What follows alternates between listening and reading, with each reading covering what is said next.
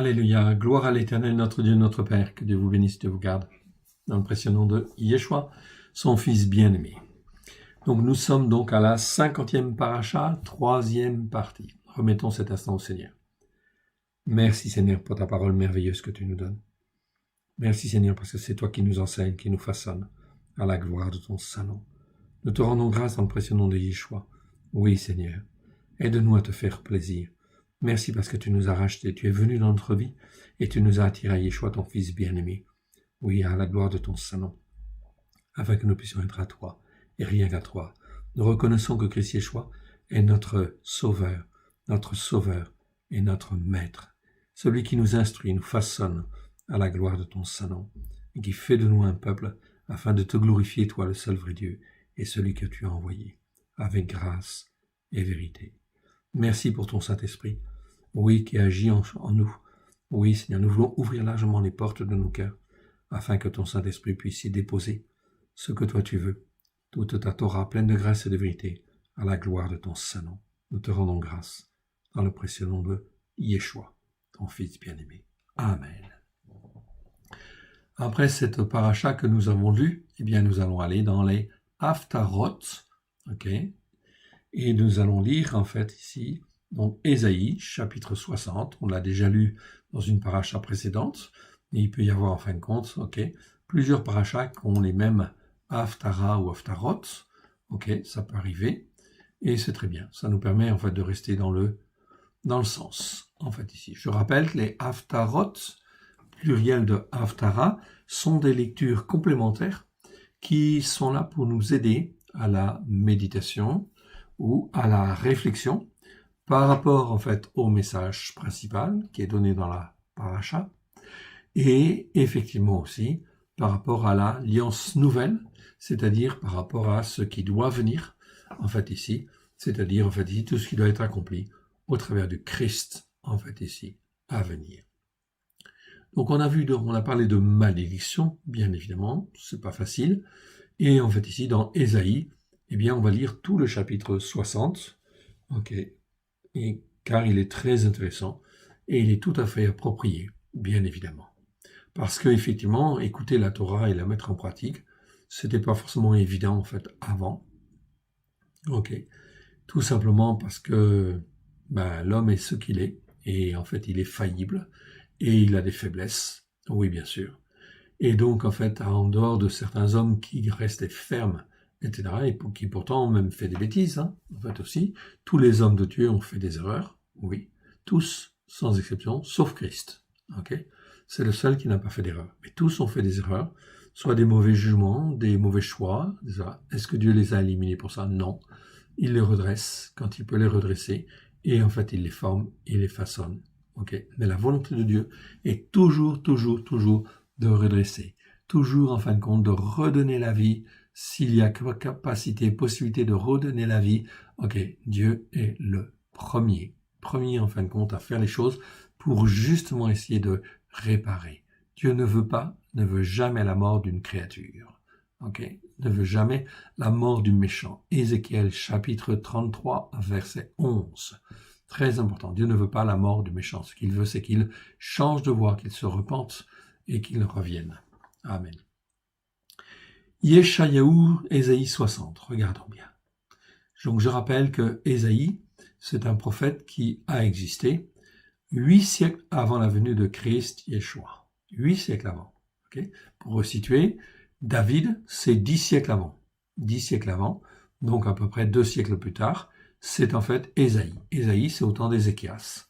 Okay. C'est environ donc dans 8 siècles avant Jésus-Christ. C'est pour resituer. Donc ici, très important. Le plan de Dieu, en fait, nous est donné pour Yerushalayim. Verset 1. Lève-toi, sois éclairé, car ta lumière arrive, et la gloire de l'Éternel se lève avec toi. Ok. Sois éclairé, car ta lumière arrive. Quelle lumière? C'est Christ qui arrive. C'était annoncé quand même 8 siècles avant.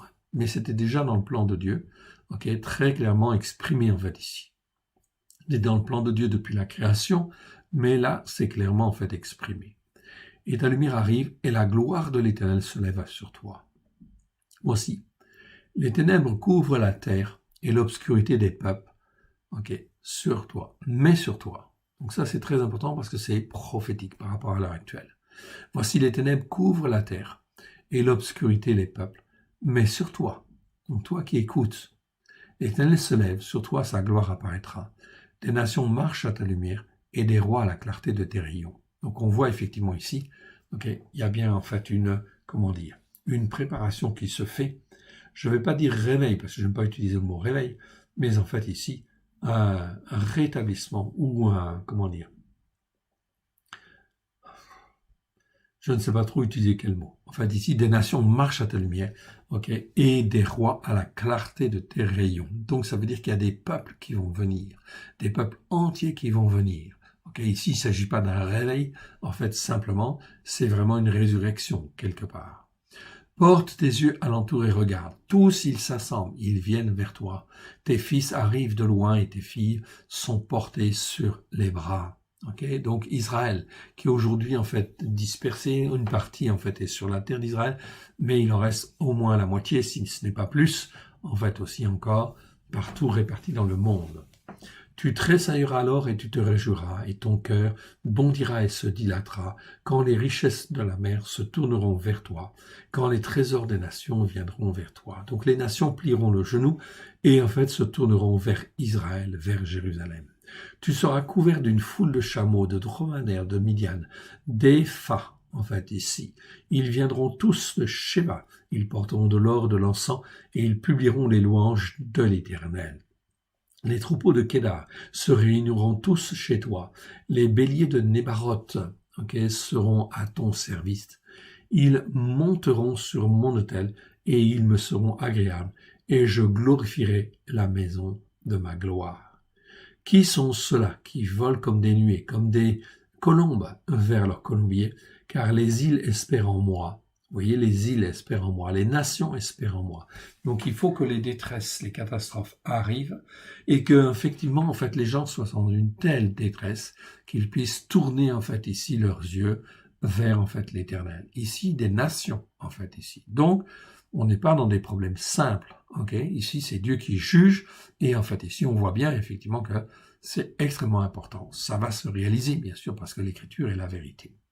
Les îles espèrent en toi et les navires de Tarshish sont en tête pour ramener de loin tes enfants avec leur argent, leur or à cause de ton nom, à cause du nom de l'Éternel ton Élohim, du Saint d'Israël qui te glorifie. Ici, Kedosh, Israël, le Saint d'Israël, c'est l'adjectif. Les fils des étrangers idolâtres. Et étrangers idolâtres, Nérach en fait ici. Donc là, ce sont des étrangers qui étaient idolâtres, mais qui ne le sont plus. En fait, ici, ils se sont repentis. Il dit, rebâtiront tes murs, et leurs rois seront tes serviteurs, car je t'ai frappé dans ma colère, mais selon ma volonté, j'ai pitié de toi. Donc Dieu a pitié d'Israël. Donc ça c'est très important. Pourquoi? Parce que ça montre que nous avons un très grand Dieu et que ce Dieu-là, en fin de compte, ne pense qu'à une seule chose, rétablir, restaurer, etc., selon sa bonté et sa miséricorde. Tes portes, verset 11, tes portes seront toujours ouvertes. Elles ne seront point fermées, elles ne seront fermées ni jour ni nuit, afin de laisser entrer chez toi les trésors des nations et leurs rois avec leurs suites. Donc vous voyez en fait ici des bénédictions extraordinaires qui vont venir sur Jérusalem. Ça permet de focaliser, de centrer les choses bien évidemment sur Jérusalem. Verset 12, car la nation et le royaume qui ne te serviront pas périront, ces nations-là seront exterminées. Donc on est bien là au niveau prophétique, dans une dimension prophétique en fait ici en cette année 2020, en fait ici par rapport à tout ce qui se passe bien évidemment. Et voilà ce que le Seigneur veut faire, être reconnu par toute la terre comme étant le seul Dieu unique et vrai, évidemment. La gloire du Lébanon viendra vers toi. Le cyprès, l'orme et le buis, tous ensemble pour orner le lieu de mon sanctuaire, et je glorifierai la place où reposent mes pieds, en fait ici. Donc le temple sera reconstruit, et ici ce sera glorieux, évidemment. Tes fils, les fils de tes oppresseurs viendront s'humilier devant toi, et tous ceux qui te méprisaient se prosterneront à tes pieds, et ils t'appelleront ville de l'Éternel, Sion, en fait ici. Excusez-moi, je coupe le son.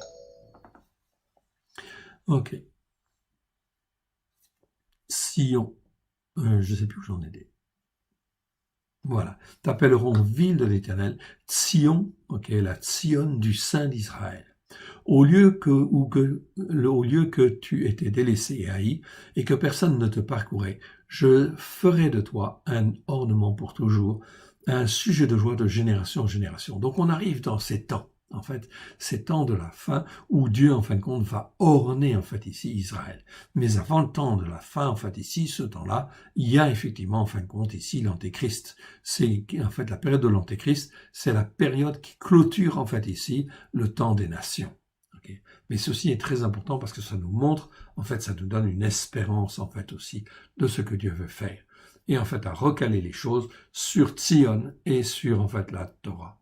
Au lieu que tu étais délaissé et haï, que personne ne te parcourait, je ferai de toi un ornement pour toujours, un sujet de joie de génération en génération. Donc il faut qu'Israël soit élevé, en fait, aussi, et glorifié, en fin de compte, ici, par l'Éternel.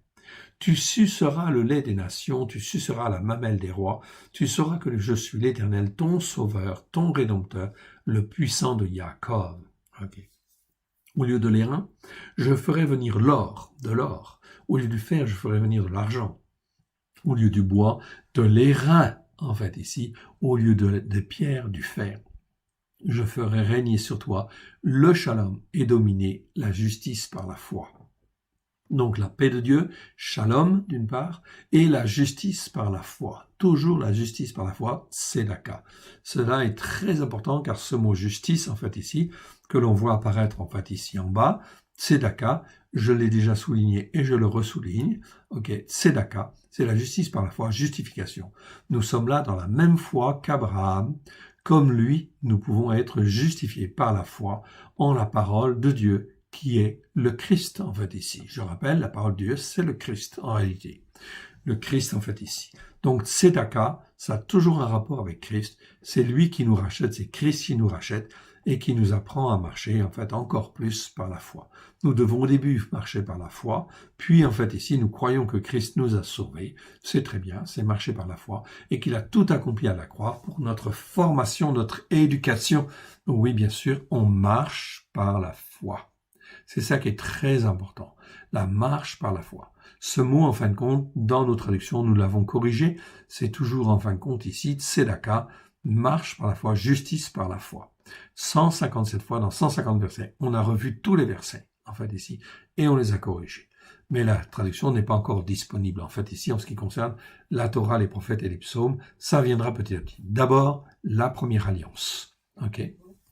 Merci pour vos encouragements et merci pour vos prières. Oh oui, bien sûr. En fait, ici, nous en avons besoin, car c'est un gros travail. En fait, ici. Bien. Alors, nous étions, en fait, ici, dans la justice par la foi. Verset 18. On n'entendra plus parler de violence. Violence, c'est ramasse. Petit r. Ramasse, en fait, ici. Donc, vous l'avez là.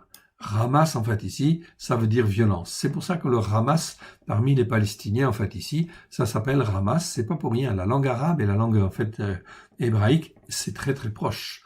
Donc, Hamas, en fait, ici, ça veut dire violence. Vous avez un exemple. Et pourquoi le Hamas, il existe? Pour montrer, en fait, ici, l'exemple, en fait, ici, face au monde entier, en fait, de tous les comportements qu'il ne faut jamais avoir. Ça, c'est une organisation terroriste. Ça, on le sait, en fait, ici. Tout simplement, ça a été déclaré comme tel, mais ça, en fait, en hébreu, c'est pareil. Hamas, c'est la violence, en fait, ici. Ok, on n'entendra plus parler de violence dans ton pays, ni de ravage, de ruine dans ton territoire. Tu donneras à tes murs le nom de délivrance, en fait, ici. Et non pas salut, c'est le mot Yeshua, en fait, en hébreu. Je vous l'ai déjà montré, je vous le remontre pas. Okay. Et tes portes celui de louange, et non gloire, en fait, ici. C'est Teila, en fait, ici, donc c'est plutôt, en fait, ici. Bon, enfin, bref. Donc, délivrance, le voici. Bon, je vous le montre quand même à l'écran. C'est Yeshua, c'est le nom de notre Seigneur Yeshua. C'est pour ça qu'il porte le nom de Yeshua, parce qu'en fait, il est notre délivrance, tout simplement. Dans les prophètes, on va utiliser beaucoup le mot Yeshua, ça nous parle de la délivrance, et ça nous rappelle toujours, en fait, le Christ à venir. Toujours, en fait, ici. Et Teila, en fait, ici, Teila, c'est louange. Ok, comme psaume de louange, en fait, ici. Donc, louange, gloire, et non pas gloire. Gloire, c'est un autre mot. Tifara, c'est plutôt magnificence, en fait, aussi. Donc, les mots, les traductions sont un petit peu mélangés. C'est pour ça que c'est un petit peu embêtant. Bon, on va recaler tout ça par la grâce de Dieu, en fait, ici. Ok, donc le puissant de Jacob, en fait, ici. Ok, violence, délivrance, louange, en fait, ici. Verset 19. Ce ne sera plus le soleil qui te servira de lumière, ok, pendant le jour, ni la lune qui t'éclairera, en fait, de sa lumière, de sa lueur. Mais l'Éternel sera ta lumière à toujours, ton Elohim sera ta magnificence. Même chose, là, on parle de quoi? On parle de ce qu'il y a dans l'Apocalypse, en fait, ici, où on parle de la nouvelle Jérusalem, bien évidemment, et en fait, là, on en parle, en fait, ici. C'est exactement la même chose. Ton soleil ne se couchera plus, et ta lune ne s'obscurera plus, car l'Éternel sera ta lumière à toujours, et les jours de ton deuil seront passés. Il n'y aura plus que des justes tzadikim parmi ton peuple, ils posséderont à toujours le pays, c'est le rejeton que j'ai planté, l'œuvre de mes mains, pour servir à ma gloire. Ici, on parle de qui? De Christ, oui, bien sûr. C'est le rejeton que Dieu a planté. Pardon. En fait, ici, je maîtrise un peu. Voilà, l'écran, c'est bon. C'est le rejeton que j'ai planté, l'œuvre de mes mains, pour servir à ma gloire. C'est de qui on parle ici? Yeshua, qui est le rejeton. Netzer, en fait, ici, rejeton, hein, ou racine, en fait, ici. Rejeton, racine, c'est pour ça qu'en fait, ici, la ville de Netzaret, c'est en fait issu de cette racine-là, du mot hébreu Netzer, qui a donné Netzaret. C'est là où est élevé, justement, en fait, celui qui est choisi, Yeshua, le Nazoréen, en fait, ici. Il est élevé là. Le plus petit deviendra un millier, et le moindre une nation puissante. Moi, l'Éternel, je hâterai ces choses en ces temps. Donc, nous ne sommes pas encore là, mais c'est prophétique, et ça nous permet, en fait, ici, de bien comprendre.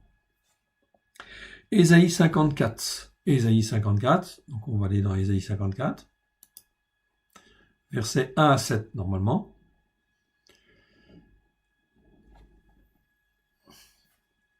Mais on va le lire en entier. Ok, parce que c'est trop court, 7. Réjouis-toi stérile. Donc ça, c'est prophétique. Ok.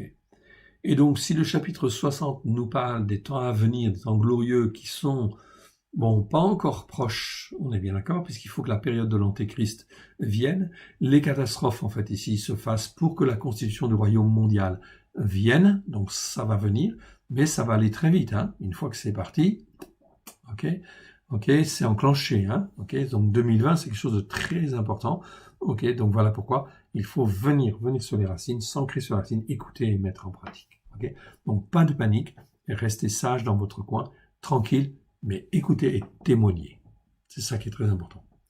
Réjouis-toi stérile, réjouis-toi qui n'enfante plus. Fais éclater ton allégresse et ta joie, toi qui n'as plus de douleur, car les fils de la délaissée seront plus nombreux que les fils de celle qui étaient mariée, dit l'Éternel. Okay. C'est aussi un message que nous avons reçu, en fait, moi et mon épouse, en fait aussi. Okay. Donc, en fait, ici, c'est très important. Et nous comprenons, en fait, aussi très bien qu'au travers de ces enseignements, beaucoup d'hommes et de femmes, en fait, ici, viendront sur la Torah, les prophètes et les psaumes. Et ça, c'est très important. Parce que c'est là, effectivement, en fait, ici, la volonté de Dieu qui s'accomplit, bien évidemment. Pour une restauration. Je vais pas dire un réveil, non, j'aime pas trop ce mot-là, ça fait trop évangélique. Et effectivement, mais pour une restauration des choses. Parce qu'on est là, on restaure sur la Torah, en fait, ici. Et ça, c'est bien. On fait le travail que Dieu veut. Et ça, c'est vraiment, en fait, dans la volonté, en fait, ici, de Dieu. En fait, ici. C'est pour ça que je vous ai montré, en fait, aussi, c'est Isaïe 60, etc., 62 ou 42, etc. Tout cela montre, en fait, ce qui va venir. Et que toutes les nations espéreront en la Torah. En fait, ici. Donc, ce qu'on fait, en fait, là, en fait, c'est prophétique. On annonce ce qu'il va faire et on commence, en fait, à le faire parce que c'est les commencements, en fait, ici. Et ça, c'est très important. Verset 2. Élargis l'espace de ta tente, dit le Seigneur, qu'on déploie les couvertures de ton tabernacle. Ne retiens pas, allonge tes cordages et affermis tes pieux.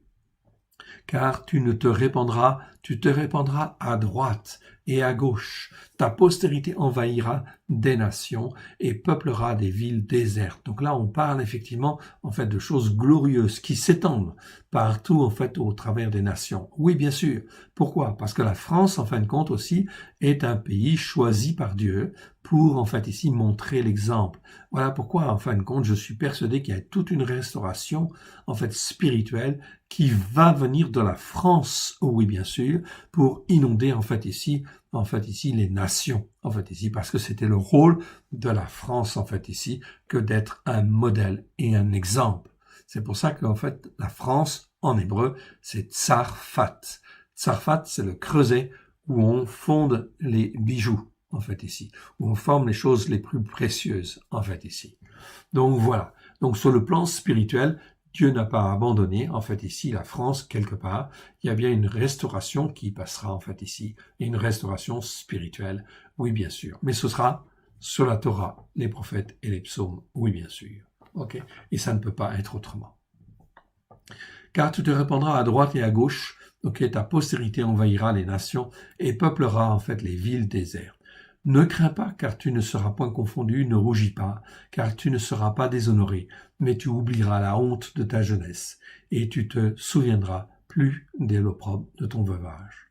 Car tes époux, c'est-à-dire plus exactement ceux qui t'ont fait, en fait, ici, sont tes époux, c'est-à-dire où sont tes époux, où sont tes seigneurs, où sont tes chefs, en fait, littéralement, en fait, en hébreu, c'est au pluriel. Donc ici, c'est qui, en fait, ici, tes créateurs ou ceux qui t'ont fait, c'est le Père, c'est en fait Dieu, la parole de Dieu et l'Esprit de Dieu, en fait, ici. Donc les trois, ce sont en fait ici ceux qui te forment, qui te façonnent et qui sont tes chefs, en fait, ici, c'est-à-dire ceux qui dominent sur toi, en fait, ici. Ce sont tes époux, en fait, aussi, on peut dire, en fait, aussi. Ok?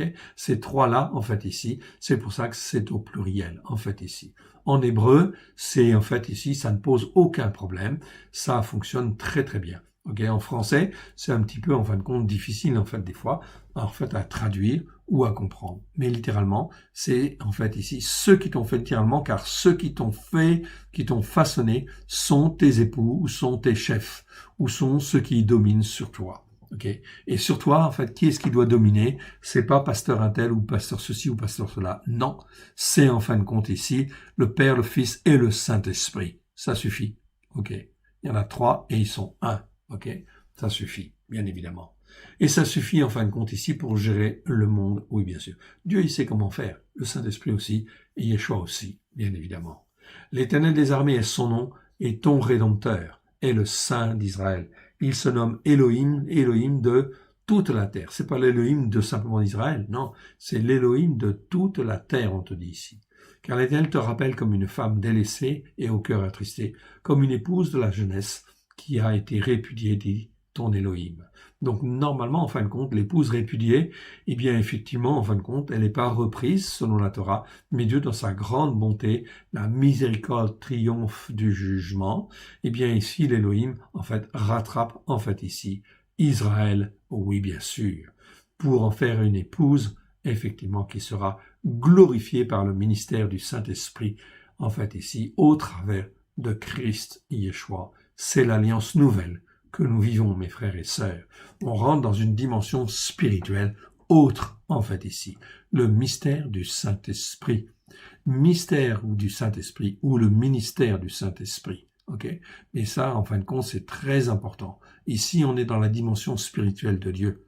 Toutes les occasions, les interventions, les onctions qu'il y a eu à droite et à gauche, c'est simplement, en fin de compte, des onctions ponctuelles du Saint-Esprit pour montrer que Dieu était là. Mais ce que veut faire le Saint-Esprit, c'est ce que veut le Père et le Fils, c'est en fait ici établir la Torah partout dans le monde au travers de Christ Yeshua. Donc on rentre dans un ministère de l'Esprit en fait ici, et quelque chose d'extraordinaire en fait ici, qui n'a jamais été vécu sur la terre, heureusement. L'Éternel des armées, cela se serait su. L'Éternel des armées est son nom, et ton Rédempteur, verset 5, est le Saint d'Israël. Il se nomme l'Élohim de toute la terre. Verset 6. Car l'Éternel te rappelle comme une femme délaissée au cœur attristé, comme une épouse de la jeunesse qui a été répudiée, dit ton Elohim. C'est la même chose avec les églises, ceux qui viennent des églises catholiques, protestantes et évangéliques. Dieu veut les ramener, en fait ici, à lui. en fait, ici, pour qu'il soit à lui. Verset 7, quelques instants je t'avais abandonné, mais avec une grande affection je t'accueillerai. Dieu a délaissé pendant près de 2 siècles son peuple, en fait, ici, okay, et il revient à son peuple. Ça va être glorieux, mes frères et sœurs, ce que l'Éternel va faire au travers d'Israël. Okay, et ce que Dieu veut faire avec toutes les nations.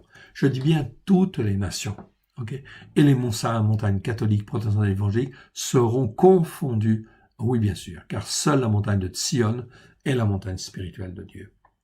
Dans un instant de colère, on va terminer en fait ici ce chapitre.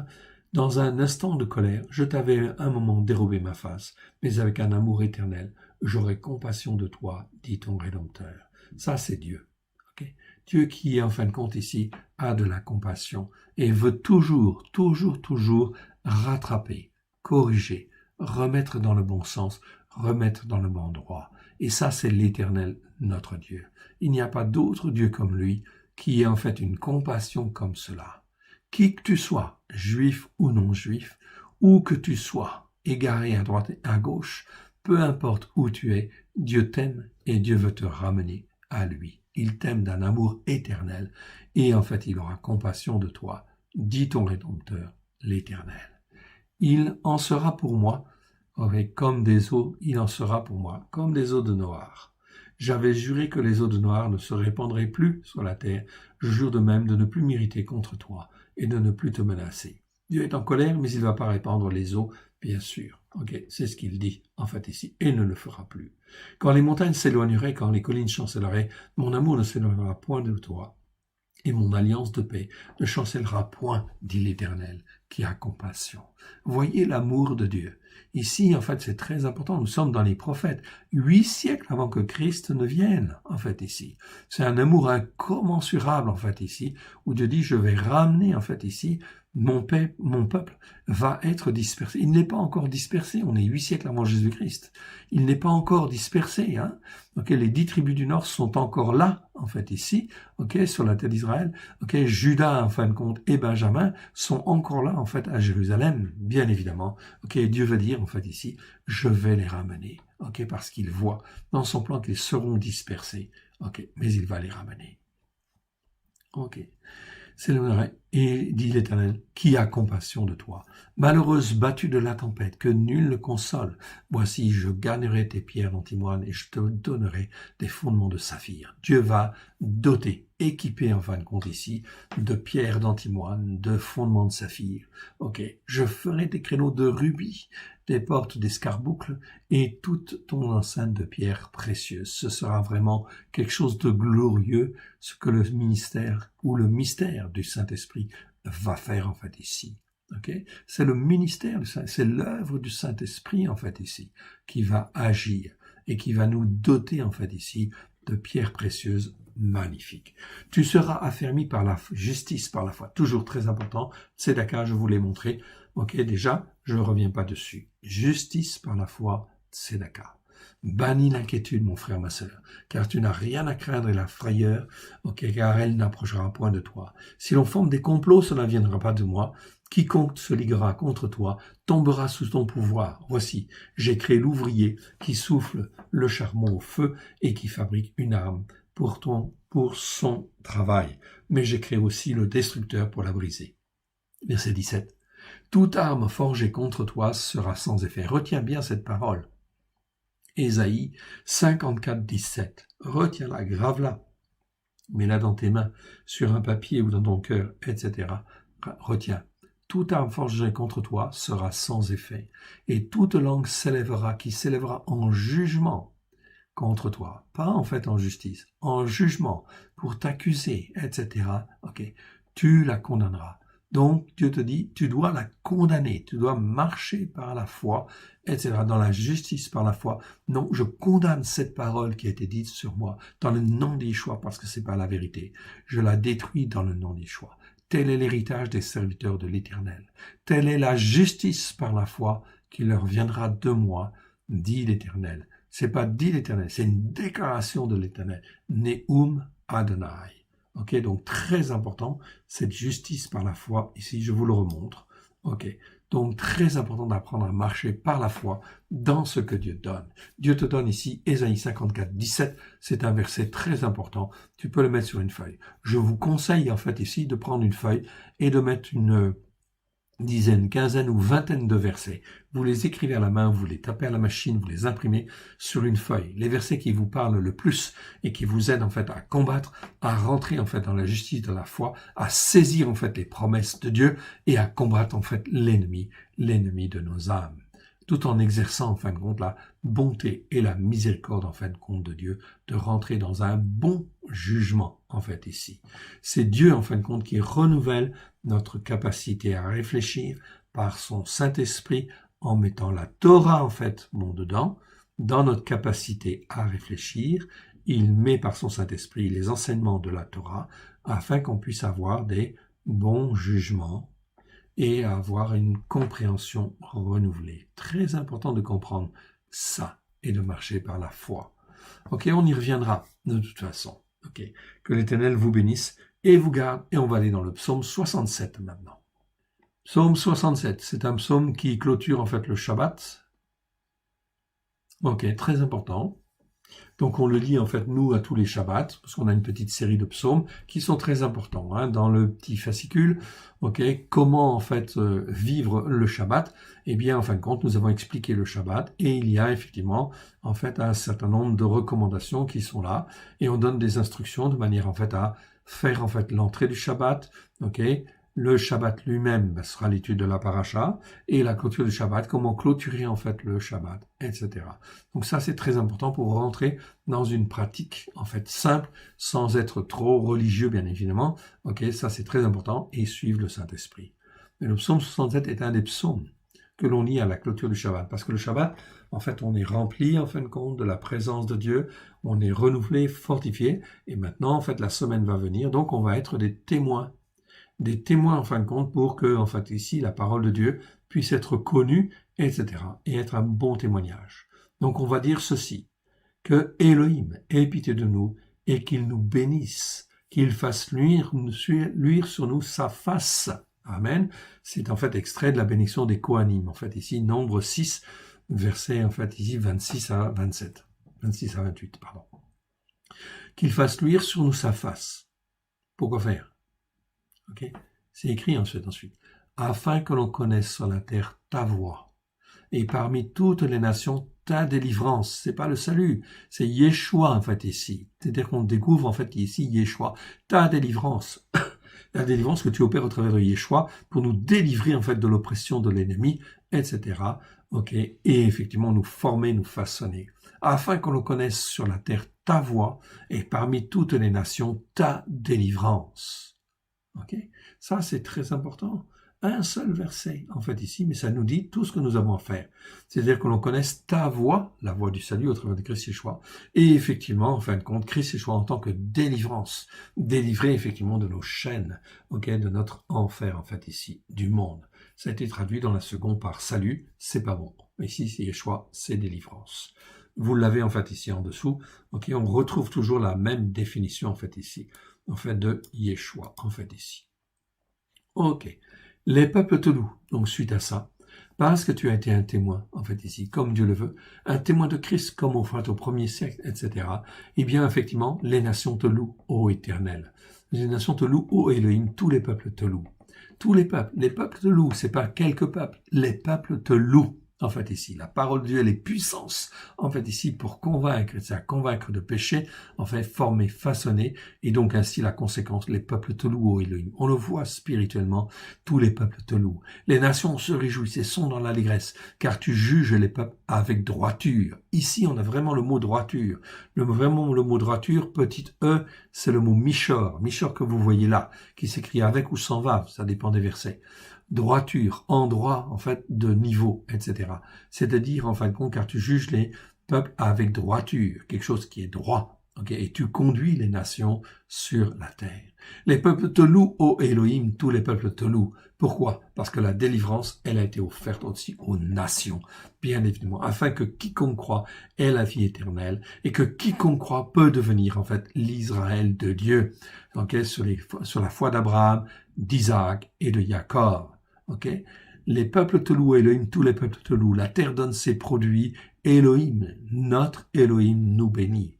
Elohim nous bénit et toutes les extrémités de la terre le craignent. En fait ici, tu sais quand même marqué ici, toutes les extrémités de la terre le craignent. Donc on voit bien là ici que ça nous parle de en fait la mise en place d'un règne mondial qui viendra après le règne de l'Antéchrist, qui est le règne en fait du Mashiach, le règne de Christ en fait ici sur la terre. Oui mes frères et sœurs, c'est une réalité pendant 1000 ans. Okay. Et un jour est comme 1000 ans en fait ici. Très bien, nous avons terminé en fait ici les haftarot. Je rappelle, on dit une haftara, des haftarot. Ici, la haftara karaït, c'est le psaume 67. Ça nous explique en fait ici qu'on doit être rempli de la Torah de Dieu. Chaque Shabbat, c'est l'occasion en fait de se remplir en fait ici pour que dans la semaine, nous puissions témoigner effectivement de la Torah pleine de grâce et de vérité au travers de Christ Yeshua et de dire que Yeshua, il est notre délivrance. Amen. Que Dieu vous bénisse, Dieu vous garde. On va maintenant dans la Brit Hadasha et on va dire le passage en fait ici du jour, passage du jour. C'est donc en fait ici, passage du jour. Voilà. Ici, paracha 50, qui t'avo quand tu seras rentré ou quand tu seras entré dans le pays de la promesse. Deutéronome en fait 26, 1 à Deutéronome 29, 9 en fait ici. Ok, très bien, Devarim. En hébreu, c'est Devarim.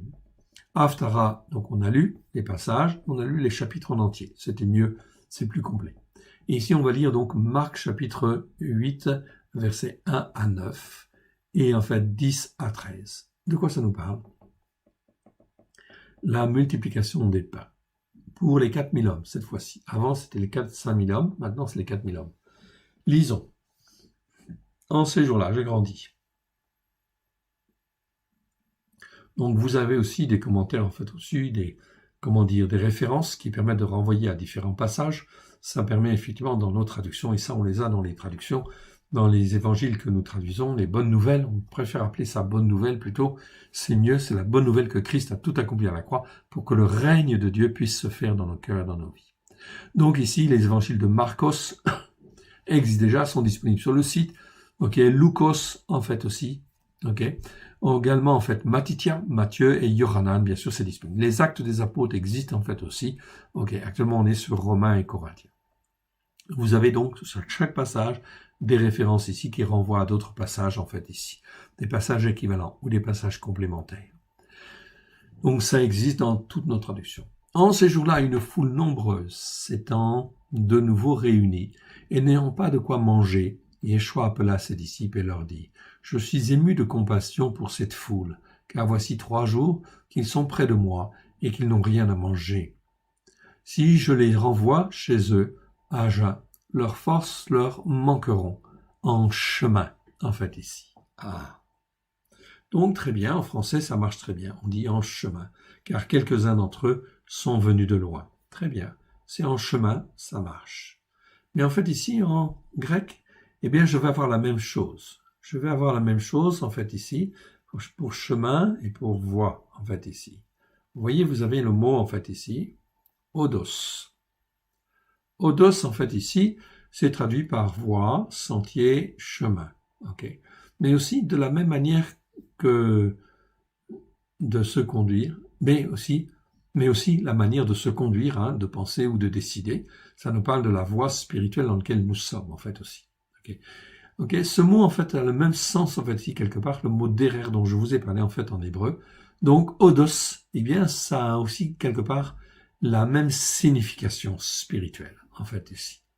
Matthieu 3.3, ok, donc il dit, ce Yohanan, ok, est celui qui avait été annoncé par Yeshayahu, le prophète, lorsqu'il dit, c'est ici la voix de celui qui crie dans le désert.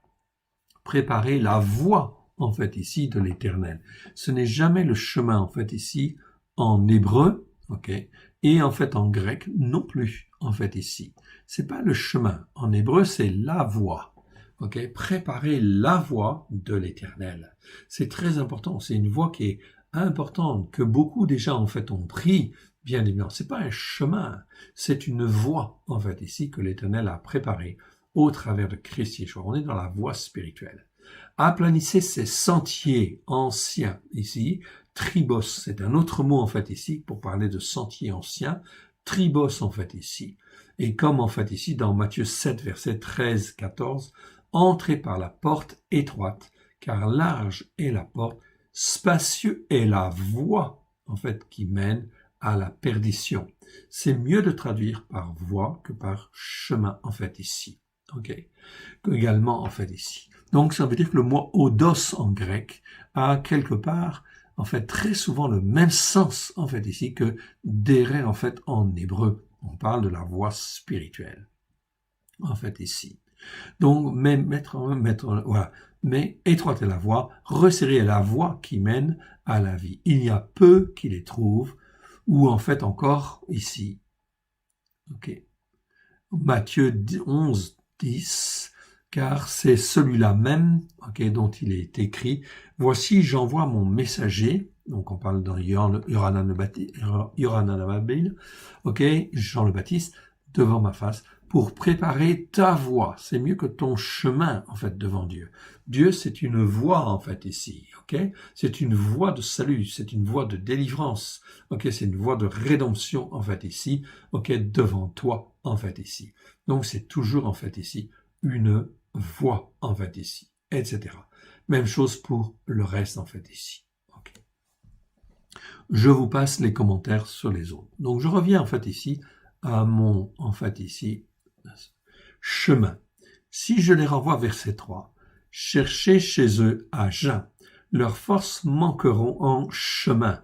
C'est-à-dire, quelque part, c'est comme si on disait, si je ne leur donne pas à manger, si je ne leur donne pas encore des révélations, ou à manger vraiment en fin de compte, eh bien, en fin de compte, leurs forces leur manqueront sur la voie, en fait, ici, de salut dans lequel qu'ils ont déjà commencé à apprendre, car quelques-uns d'entre eux sont venus de loin. Oui, parce que quelques-uns d'entre eux, en fait, ici, sont sortis, en fin de compte, de très très loin, parce qu'ils étaient loin, en fin de compte, dans le monde des ténèbres, quelque part. Donc ici, on parle que le mot voie, en fait, ici, a quelque chose, en fait, ici, de spirituel. Si je les renvoie chez eux à jeun, leurs forces manqueront, en fait, sur leur voie. La voie spirituelle en laquelle ils ont besoin de grandir et d'avoir de la nourriture, évidemment. De la nourriture encore en abondance, en fait, ici, dans leur corbeille, en fait, ici, comme on avait vu tout à l'heure. Donc, il faut que la bénédiction de Dieu soit dans leur corbeille pour que, justement, en fait, ils puissent être nourris, renourris, en fait, encore, semaine après semaine. Voilà exactement, mes frères et sœurs, pourquoi nous avons fait, en fait, ici, ces enseignements vidéo sur chacune, en fait, ici, des parachiotes, où vous avez là 3-4 heures d'enseignement qui permettent d'avoir de la nourriture, en fait, ici, sur votre voie, de manière à grandir et grandir et grandir, en fait, encore, pour arriver à la stature, en fin de compte, que Dieu veut au travers de Christ Yeshua. C'est la raison pour laquelle aussi les vidéos, c'est bien, c'est une bonne chose, mais c'est la raison pour laquelle nous avons fait une formation messianique sur 1 an, où semaine après semaine, au travers de petits livrets, en fait, de 20 à 60 pages, cela nous permet de méditer et de travailler, en fait, ici, notre foi et de tirer notre foi vers le haut. Je vous conseille, bien évidemment, cette formation, bien évidemment, parce qu'elle a déjà fait, en fait, ici, ses preuves. Cela vient en complément, en fait, ici, des formations, au travers des vidéos. Les vidéos, c'est pas suffisant, en fait, ici. C'est bien, c'est très bien même, mais c'est pas suffisant. Ses disciples lui répondirent, pourquoi c'est pas suffisant? Parce qu'il faut du temps, en fait, au Saint-Esprit. Il faut que nous, on puisse, en fait, focaliser nos yeux sur un texte, sur un verset, et essayer effectivement méditer, en fait, ici. Écouter le Saint-Esprit, nous façonner, en fait, ici, comme le Saint-Esprit le veut. Vous comprenez bien que la formation de chacun, en fait, ici, peut être un peu différente et qu'il est absolument nécessaire de se focaliser sur les Écritures et effectivement de laisser le Saint-Esprit nous façonner, nous former à la lumière, en fin de compte, de Christ Yeshua, à la gloire du Père. Ses disciples lui répondirent, comment pourrait-on rassasier de pain ceux-ci même qui sont là et qui ont faim? Okay, ceux-là même, le Saint-Esprit, il y a une tautologie en fait ici, c'est-à-dire ces gens-là qui ont vraiment faim et qui ont vraiment beaucoup faim, qui ont envie d'avancer, etc. Donc en fait ici on parle vraiment d'une faim quelque part. On est dans une dimension spirituelle ici, qui ont faim. Comment pourrions-nous les rassasier en fait ici? Donc dans cet endroit qui est un lieu désert en fait ici. Yeshua leur demanda, combien avez-vous de pain? 7, répondit-il. Alors il fit asseoir la foule par terre, prit les 7 pains, et après avoir montré de la reconnaissance, c'est pas rendre grâce. Ici, c'est montrer de la reconnaissance, en fait, ici, à Dieu. Oh oui, bien sûr. C'est mieux que rendre grâce. Il les rompit et les donna à ses disciples pour les distribuer, et ils les distribuèrent à la foule. Donc, il donne à ses disciples, et les disciples, en fait, ici, distribuent, en fait, à la foule. Le mot, en fait, ici, qui est traduit par rendu grâce dans la version seconde, c'est le verbe eucharistéo. Vous l'avez là sous les yeux. Eh oui. Eucharistéo, ok, ça vient en fait aussi du mot eucharistia, en fait ici. Eucharistia, pardon. Ok, qui veut dire Eucharistie. Oui, bien sûr. Enfin, non. Ça veut dire, en fin de compte, marquer de la reconnaissance. Eucharistéo, c'est montrer de la reconnaissance. Okay. Donc ici, Yeshua montre les hommes, et il montre qu'il fallait montrer de la reconnaissance, en fait, à Dieu, en fait, ici. Il les rompit, les donna à ses disciples pour les distribuer, et ils les distribuèrent, c'est-à-dire qu'en fait ici, la multiplication va venir, mais c'est l'Éternel qui le fait en fait ici, qui agit, bien sûr. Eucharistéo, ça veut dire en fait ici, montrer de la reconnaissance, ou avoir de la reconnaissance, en fait ici. C'est très important parce que dans la première alliance, on parle en fait ici des sacrifices de reconnaissance. Et oui, Shelem, Shelamim. Donc il fallait faire des actions de reconnaissance vis-à-vis de Dieu. Et là, c'est pareil avec Eucharistéo. C'est en fin de compte, non pas rendre grâce, mais bien sûr que ça peut être un peu ça. Mais c'est pas tout à fait ça au départ. C'est avoir de la reconnaissance à Dieu et faire de la reconnaissance à Dieu. Ce mot, ce verbe Eucharistéo, ça existe 39 fois dans 38 versets. Matthieu 15, 36, etc.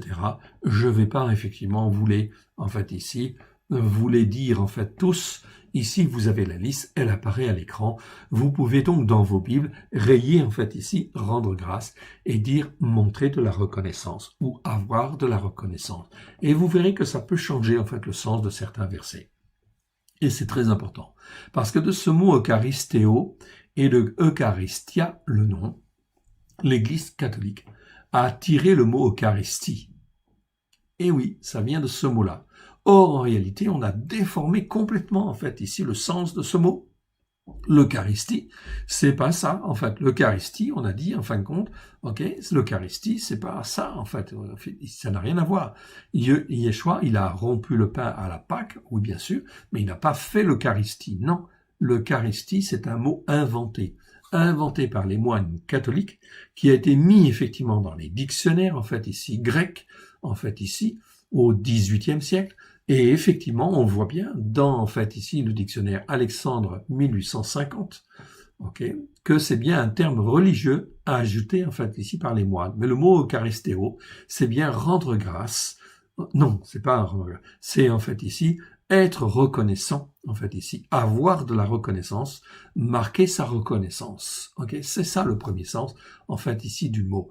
On le voit bien dans le dictionnaire Alexandre 1850, okay, donc, et que le terme, en fait, Eucharistie, a bien été rajouté, et ils disent bien, terme religieux, terme ecclésiastique, Eucharistie, ou faire l'Eucharistie, en fait, ici. Mais ce sont des termes qui sont rajoutés par les moines catholiques. Donc là, en fait, une doctrine catholique qui a été rajoutée, effectivement, c'est une viande sacrifiée, en fait, aux idoles. Okay. Eucharistéo, retenez, en fait, ici, que ça veut dire, en fait, ici, marquer sa reconnaissance. Ça, c'est très important. Donc, parce que Christ ici montre sa reconnaissance vis-à-vis de Dieu, il marque son attachement en fait à Dieu, ok, en toutes choses et en toutes circonstances. Donc, il apprend à être totalement dépendant en fait de Dieu. Il a appris par les choses qu'il a souffert, et effectivement, en fin de compte, à être totalement dépendant de Dieu et de ne rien faire sans que Dieu ne lui montre, bien évidemment, et en fait, il est reconnaissant à Dieu. Il les rompit, les donna à ses disciples pour les distribuer, et ils les distribuèrent à la foule. Ils avaient encore quelques petits poissons, en fait, ici, et Yeshua ayant rendu grâce, les fit aussi distribuer. Ils mangèrent et furent rassasiés, et l'on emporta 7 corbeilles pleines de morceaux qui restaient. Donc ici, on voit bien, en fait, ici, c'est le mot corbeille, en fait, ici, qui apparaît. Corbeille, en fait, ici, c'est pas panier. Pour les 5000, en fin de compte, on parle de panier, en fait, ici, et ici, on parle spuris, en fait, ici, de corbeille. Corbeille, en fin de compte, c'était des corbeilles qui étaient tressées, en fin de compte, ici, pour, en fait, spécialement, normalement, le pain ou le poisson, pour la nourriture, en fait, ici. Donc ici, pour la nourriture. Et 7 pains, en fait, ici, 7 corbeilles, pardon. 7 corbeilles pleines de morceaux qui restaient. Et la notion de corbeille, en fait, ici, c'est quoi? Eh bien, elle a un rapport avec la Torah qu'on a lue tout à l'heure. Souvenez-vous, dans les bénédictions, Dieu dit, en fait, ici, ta corbeille sera pleine. Okay? C'est-à-dire, ta corbeille sera toujours pleine, en fait, ici, de morceaux de nourriture, en fait, ici. Okay? Et 7, en fait, ici, parce que 7, c'est le chiffre parfait. Ici, voilà donc une explication messianique, en fait, ici, de ces 7 corbeilles. Je m'étais toujours posé la question, pourquoi ici 7 corbeilles? Et pourquoi des corbeilles et non pas, en fin de compte, des paniers, comme c'est pour, en fait, ici, la multiplication des pains pour les 5000, en fait, ici? Eh bien, effectivement, nous avons une réponse. Ok, je vous la livre telle que je l'ai, en fait, reçue, et effectivement, ici, eh bien, elle me plaît bien, cette corbeille. Cette corbeille où Dieu dit, en fait, ici, tu auras, mon frère, ma sœur, tu n'as pas à t'inquiéter. Tu es sur la Torah, tu l'étudies semaine après semaine. Ta corbeille sera pleine de nourriture, et d'une manière parfaite parce qu'il y en a 7. Donc, à vie, 7, c'est le chiffre parfait. Ils étaient environ 4000, en fait, ici. Ensuite, Yeshua les renvoya. 4000 personnes à être nourries simplement avec les quelques pains, en fait, ici, qu'ils avaient. Donc, ce n'est pas un problème pour Dieu que de multiplier dès lors que l'on est reconnaissant à Dieu, qu'on s'attache à lui et qu'on reste attaché à lui. Mon frère, ma sœur, nous avons là un exemple d'attitude, en fait, ici, à avoir, et que notre corbeille ne sera jamais sans nourriture. Amen. On continue, en fait, ici, et on va continuer avec les versets 10 à 13. 10 à 13, incrédulité et provocation des pharisiens. Verset 10. Aussitôt il monta dans la barque avec ses disciples et se rendit dans la contrée de Dalmanuta. Dalmanuta, en fait, ici, donc nous l'avons en phonétique par rapport à l'hébreu. Je vous rappelle que tous les noms que nous utilisons, en fait, ici, en phonétique hébreu, sont extraits de la version Delitzsch, en fait, en hébreu, du Nouveau Testament en hébreu, qui est, en fait, ici, fait par des juifs messianiques, en fait, ici, et qui est sur les racines hébraïques de la foi. Donc, c'est un des meilleurs Nouveaux Testaments qui existent, en fait, ici, aujourd'hui, mais il est en langue hébraïque. Okay. Donc, il faut savoir lire l'hébreu. Si, en fin de compte, vous avez dans votre entourage des gens qui savent lire l'hébreu, en fait, des juifs, ok, bien évidemment, ces Bibles-là, en fait, ici, Bible entière ou, en fait, ici, Nouveau Testament, c'est-à-dire Brit Hadasha, en hébreu, sur les racines hébraïques de la foi, ok, sur le texte reçu du XVIIe siècle, eh bien, ces textes, en fait, en hébreu, sont disponibles et on peut les donner à nos frères juifs, oui, bien sûr, ok. Donc, faites-nous le part, bien évidemment, ok, auquel cas, on fournira, en fait, bon derrière, si nécessaire, ok, dans la mesure des limites des stocks, évidemment. Les pérouchim, les pharisiens survinrent et se mirent à discuter avec Yeshua pour le mettre à l'épreuve. Perazzo, c'est le mettre à l'épreuve. Et lui demandèrent un signe. Donc ici, c'est séméion, venant du ciel. Donc il demande un signe, séméion. Ok, j'aurais dû le mettre en bas, bon, c'est pas grave. Ok, il est là. Lui demandèrent un signe venant du ciel. Et Yeshua, soupirant, profondément en son esprit, pneuma, dit pourquoi cette génération-là, ok, dont on parle là, que l'on voit là, en fait ici, demande-t-elle un signe? Ici, séméion. Amen, je vous dis, dit Yeshua, il ne sera donné de signe, ok, à cette génération-là. Il ne sera point donné de signe à cette génération-là. Puis il les quitta et remonta dans la barque pour passer sur l'autre bord. Il n'avait point besoin de signes. Pourquoi? Parce que les signes ont déjà été donnés au travers de Christ Yeshua, et bien avant, bien sûr. Et en fin de compte, comme ils n'ont pas écouté, ils n'ont pas continué à écouter, Yeshua dit, il ne sera donné aucun signe à cette génération-là, en fait, ici, si ce n'est de se repentir. Sinon, en fin de compte, ici, le signe de Jonas, on va dire dans d'autres évangiles, ok, et le signe de Jonas, c'est quoi, en fait, en réalité? C'est quoi? C'est la repentance. C'est comme si on disait, repentez-vous, car le règne des cieux est proche. On est exactement là. Puis il les quitta et remonta dans la barque pour passer sur l'autre bord. Alors vous voyez que Yeshua n'est pas dupe. Le Père lui dit, non, tu remontes sur la barque. Ok, pas de signe pour eux. Ok, nullement. Ils ont eu suffisamment de signes pour en fait voir la vérité et se repentir. Voilà, puissions-nous ne jamais être comme cela. Amen. On va remercier le Seigneur. Merci, Père très saint, pour cette 50e paracha que tu nous as donnée. Oui, Seigneur, que tu nous en révèles, oui, toute la dimension, la largeur, la longueur, la hauteur et la profondeur, à la gloire de ton saint nom. Donne-nous d'apprendre encore, car nous avons faim. Fais, Seigneur, ô mon Dieu, oui, que nos corbeilles soient pleines de nourriture, à la gloire de ton saint nom, afin de grandir encore plus dans ta vérité, à la gloire de ton saint nom. Nous avons faim de toi et nous voulons te servir. Remplis-nous, Seigneur, non pas pour que nous puissions devenir, entre guillemets, des grosses têtes, non, mais afin que nous puissions mieux te servir, mieux comprendre, oui, ta volonté, mieux faire les œuvres que toi, tu as préparées d'avance, afin de te glorifier, toi, le seul vrai Dieu, et celui que tu as envoyé. Merci, Seigneur, pour cette journée de Shabbat, et remplis-nous, aide-nous à toujours lire le psaume 67, de lire les quelques psaumes qui clôturent le Shabbat, oui aussi, Seigneur, afin que nous puissions être fortifiés et que nous puissions être disposés pour faire les œuvres que toi tu as prévues d'avance dans cette semaine qui vient. Nous te rendons grâce, nous te remercions et nous sommes reconnaissants pleinement de tout ce que tu as accompli déjà, tout ce que tu as accompli aujourd'hui et tout ce que tu vas accomplir demain, à la gloire de ton saint nom. Merci, merci Père, merci Seigneur Yeshua, merci, merci Saint-Esprit, merci Seigneur Yeshua. Aide-nous à te faire plaisir, forme-nous, façonne-nous à la gloire de Dieu.